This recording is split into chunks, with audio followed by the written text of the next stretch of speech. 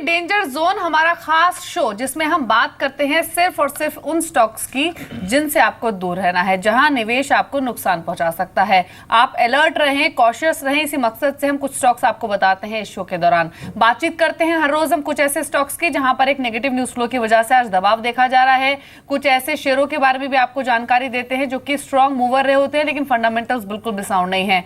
और साथ ही आगाह करते हैं कुछ ऐसी कंपनियों के बारे में भी जहां पर भारी कर्ज मुसीबत बनी हुई है। खबरें बीच में आती हैं कि हाँ, कंपनी अपने कर्ज कम करने की कोशिश कर रही है, एसेट्स बेच रही है, लेकिन पिक्चर अभी उतनी अच्छी नहीं है इन कंपनियों की। ऐसी किसी खबरों के बीच में आप ना खरीदें इन शेयर्स को या फिर अलर्ट रहे, यही मकसद है हमारा। तो शुरुआत करते हैं डेंजर जोन की। मेरे सहयोगी साक्षी मौजूद भी हैं। साक्षी, बताइए पहले वो स्टॉक्स कौन से हैं जहां पर आज के सेशन में एक बिकवाली देखी जा रही है नेगेटिव न्यूज फ्लो की वजह से? शुक्रिया दीपाली। शुरुआत हम करेंगे कैनरा बैंक से। कल आपको याद होगा कि कैनरा बैंक में एक जोरदार उछाल था और क्योंकि कल MSCI में जो चेंजेस होने थे जिसमें इसको स्मॉल कैप इंडेक्स में इंट्रोड्यूस किया जा रहा था, उसकी वजह से जोरदार मोमेंटम था। आज यहाँ पर प्रॉफिट बुकिंग हावी है और साथ ही आपको याद दिलाता है कि Q4 में जो बैंक का घाटा था 3905 करोड़ तक का घाटा पोस्ट किया था, जिसके बाद आज लगातार यहाँ पर एक वीकनेस देखने को मिल रही है। अगले शेयर के बारे में बात करेंगे तो यहाँ पर सुप्रीम इंडस्ट्रीज पर नजर रखनी होगी क्योंकि 2 दिन की तेजी पर आज लगाम लगा है और 2 दिन में करीब 10% तक ये शेयर चढ़ता हुआ नजर आया था। आज यहाँ पर एक प्रॉफिट बुकिंग देखने को मिल रही है। 3 से 4% तक की वीकनेस इस शेयर पर देखने को मिल रही है।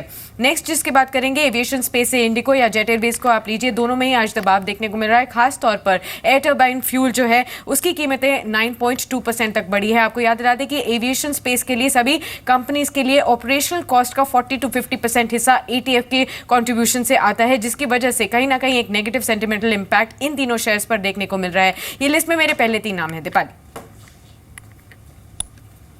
श्योर, बट विकास, ये जो 3 स्टॉक्स जो साक्षी ने मेंशन किए, कैनरा बैंक, सुप्रीम इंडस्ट्रीज और इंडिगो, लार्जली एविएशन जो कंपनीज है कंसर्न्स में आर ट्रेडिंग लोअर। फंडामेंटली आपको क्या लगता है कि कितना अवॉइड लिस्ट में ये सारे स्टॉक्स होने चाहिए और आपका क्या आउटलुक है इस पर? देखिए मनोज, जहाँ तक कैनरा बैंक का सवाल है, नतीजे बेहद ही खराब थे और उस दिन स्टॉक में एक अच्छी खासी गिरावट के बाद जिस तरह से PSU बैंकों में कल एक रैली हुई है, इस स्टॉक में भी थोड़ी बढ़त जरूर हुई है। बट मेरी राय में इस स्टॉक में लंबी अवधि के हिसाब से नहीं बने रहना चाहिए और अगर किसी को PSU बैंकिंग स्पेस में रहना है तो State Bank of India would be my preferred pick. तो I would recommend and avoid on Canara Bank. और जो दूसरा स्टॉक है सुप्रीम इंडस्ट्रीज, उसके भी नतीजे बेहद ही खराब थे, तो मेरी राय में वहाँ पे भी बिकवाली की सलाह रहेगी। और जो तीसरा स्टॉक है इंडिगो, वो आज इस ETF के जो प्राइजेस बढ़े हैं उसके कारण से पूरे सेक्टर पे दबाव है, तो उसका एक दबाव देखा जा रहा है। बट मुझे लगता है कि वहाँ पे इन लेवल्स पे उस स्टॉक में बिल्कुल बने रह सकते हैं और आने वाले दिनों में मुझे लगता है यहाँ से कुछ अपसाइड देखने को मिल सकते हैं। तो इन 3 स्टॉक्स में से इंडिगो पर होल्ड करने की सलाह है मिस्टर सेठी की। सुप्रीम इंडस्ट्रीज को सेल किया जा सकता है और कैनरा बैंक को अवॉइड करें। लेकिन मुदित, इन तीनों शेयरों में से ही टेक्निकली कौन सा वो स्टॉक है जो आपको सबसे ज्यादा वीक लग रहा है?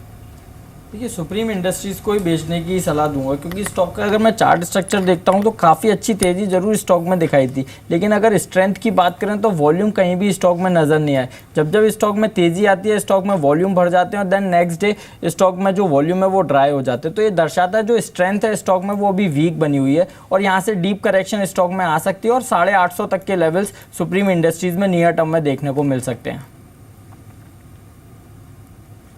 जी साक्षी, बाकी 2 स्टॉक्स कौन से हैं आपके?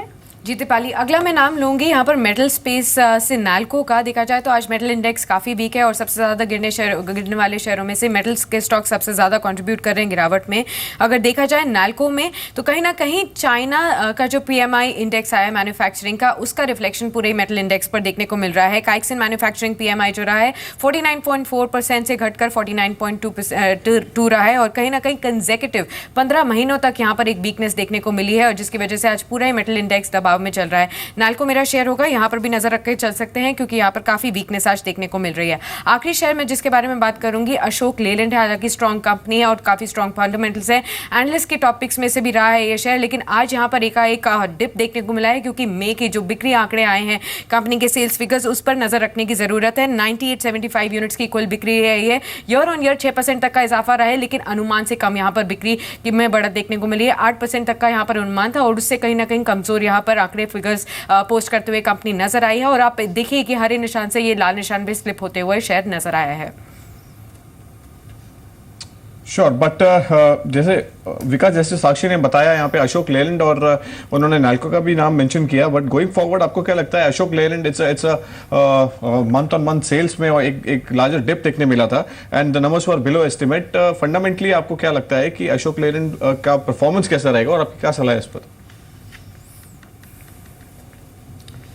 देखिए मनोज, अशोक लेलैंड के जो इस क्वार्टर के नतीजे थे वो बेहद ही खराब थे। स्टॉक बिल्कुल उस समय गिरा था, बट चूंकि कमर्शियल व्हीकल्स एक सेगमेंट में रिकवरी देखी जा रही थी और उसका एक मेजर बेनिफिशियरी इसको माना जा रहा है, तो उस लिहाज से ये स्टॉक अच्छा लगता है। हालांकि मई के जो आंकड़े आए हैं वो थोड़े डिसअपॉइंटिंग है। स्टॉक में आज सुबह जो बढ़त हुई है उसके बाद से गिरावट देखी जा रही है, but I would still like to give it a chance और मुझे लगता है इस स्टॉक में यहाँ से बिल्कुल अपसाइड देखे जा सकते हैं, तो I would recommend a hold on the stock. जी, आप कुछ कमेंट करना चाहेंगे मुद्दत इन बाकी दो स्टॉक्स पर? दीपाली, दोनों ही काउंटर्स मुझे अट्रैक्टिव नज़र आते हैं। रिसेंटली सबसे पहले बात करूंगा नेशनल एल्युमिनियम की। 48 रुपीज़ के हाई के बाद स्टॉक में करेक्शन आया और करेक्शन में स्टॉक में रेंज बन गया और उस रेंज में स्टॉक में एक inverted head and shoulder pattern बना है जो कि बुलिश पैटर्न है और दर्शाता है कहीं भी स्टॉक में कभी 43 रुपये 50 पैसे का अगर ब्रेकआउट आया तो फिर एक बार 48 रुपीज़ तक के अपसाइड मूव स्टॉक में देखने को मिल सकते हैं। साथ के साथ ये भी कहूँगा, अगर कोई भी डिप स्टॉक में आता है, जब तक ये स्टॉक 40 रुपये के लेवल को होल्ड करता है, every dip should be consider as buying opportunity. दूसरा काउंटर है अशोक लेलैंड का। अशोक लेलैंड की अगर बात करें तो रिसेंटली स्टॉक में ऑल टाइम हाई जैसे लेवल को टेस्ट किया है। नो डाउट ये खराब न्यूज़ के चलते स्टॉक में करेक्शन देखने को मिल रहा है, लेकिन चार्ट्स कहीं भी वीकनेस अभी इंडिकेट नहीं करते। जब तक स्टॉक 95 के लेवल्स को होल्ड करता है, जब तक हर डिप में स्टॉक को खरीदने की सलाह होगी और नियर टर्म में मुझे लगता है 120 से 125 तक के अपसाइड मूव अशोक लेलैंड में देखने को मिल सकते हैं। जी, तो 5 स्टॉक्स हमने आपको बताए जहां पर कमजोरी देखी जा रही है आज के सत्र में नेगेटिव न्यूज फ्लो की वजह से। इन स्टॉक्स में से अशोक लेलैंड, नाल्को यहां पर होल्ड की स्ट्रैटेजी आप अपना सकते हैं, लेकिन दूर रहें सुप्रीम इंडस्ट्रीज और कैनरा बैंक से आज के फॉल के बाद। तो ये 5 स्टॉक्स आपको बताए गए आज के सेशन।